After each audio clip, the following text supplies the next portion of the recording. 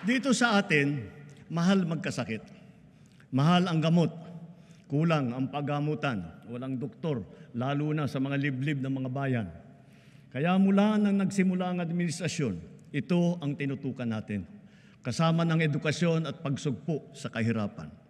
Sa loob ng 3 taon, pinarami natin ang mga pampublikong ospital at specialty center. Nariyan na rin ang 53 bukas center sa 32 lalawigan sa bansa. May libreng check-up, x-ray, lab test at iba pa. Ito ay para sa agarang serbisyong outpatient na hindi na kailangan magpa-confine pa sa ospital.